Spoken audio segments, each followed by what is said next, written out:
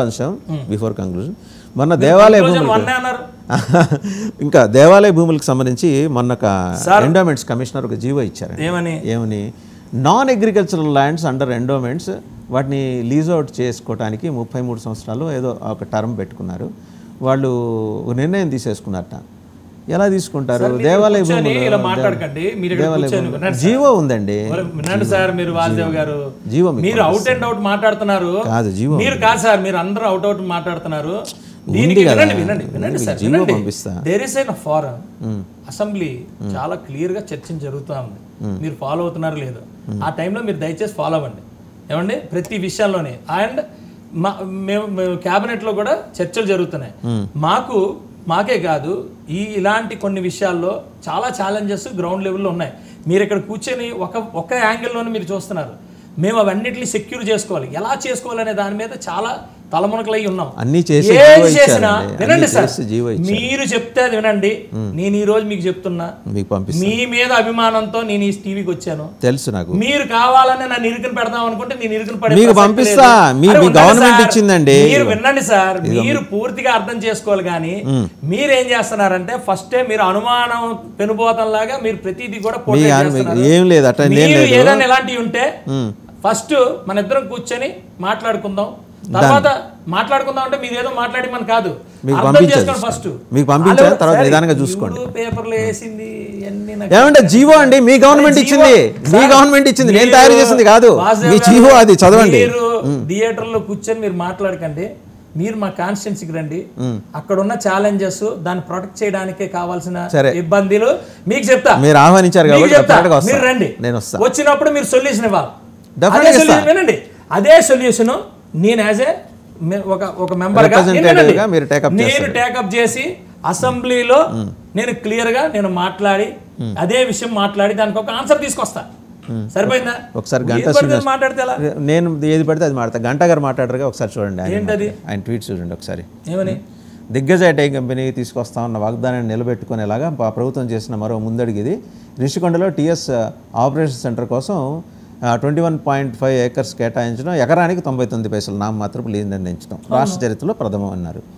Right. ఇదే ఒక మా వీళ్ళతో పాటు వాళ్ళు ఎవరో వచ్చారు. ఇచ్చారు అంటే రెప్యూటెడ్ ఇన్స్టిట్యూషన్స్కి ఇవ్వటం వేరును, ఒక మనకు తెలిసిన రెప్యూటెడ్ అన్నా నేను వీళ్ళని ఏమంటల్లా. మీరు వినండి సార్, శాంతం వినండి. సోషల్ మీడియాలో నన్ను చేస్తుంటారు సార్. నేను చెప్పేది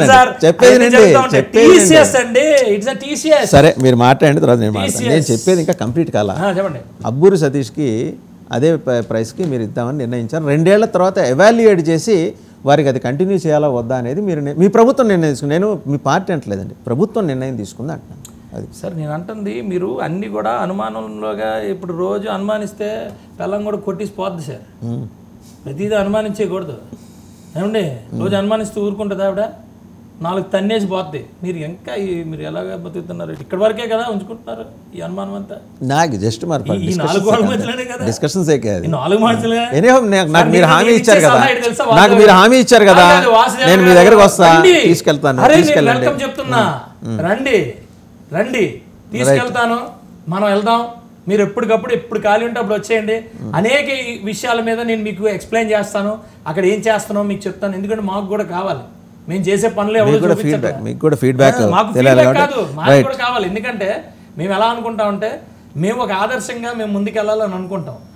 పని పాటు లేని వాళ్ళు అని నేను అనను. కానీ సరిగ్గా అర్థం చేసుకోకుండా ఏది పడితే అది ప్రొజెక్ట్ చేసి సరిగ్గా అర్థం చేసుకోండి. మీకు కావాల్సింది ఏంటంటే మనం పోటీ పడాల్సింది ప్రపంచంతో.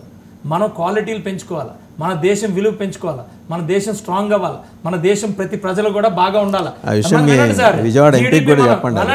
జీడిపి పెంచుకోవాలి మనం. ఆ దిశగానే ఇప్పుడు మీరు అంటున్నారు 15 సంవత్సరాల నుంచి మోడీ గారు ఏం చేశారు, మోడీ గారు ఎక్కడి నుంచి ఎక్కడికి తీసుకొచ్చారో తెలుసు. మేము కూడా ఇప్పుడు మా ముఖ్యమంత్రి గారు చేస్తుంది ఏంటి, ప్రతి P4 అని చెప్పి మేము ప్రతి ఒక్క ఇది కూడా మేము తీసుకొస్తున్నాం. అందరినీ పైకి తీసుకురావడం ఎలాగనే దాని మీద పూర్తిగా కాన్సన్ట్రేట్ చేస్తున్నాం.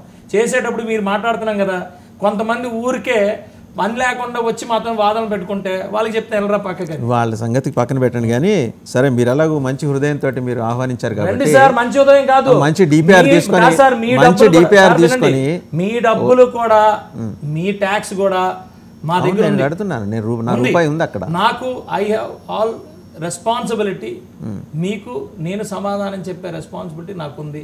నేనే మిమ్మల్ని ఆహ్వానిస్తున్నాను, రండి. Right, thank you Vijay Kumar గారు, థ్యాంక్ యూ వెరీ మచ్.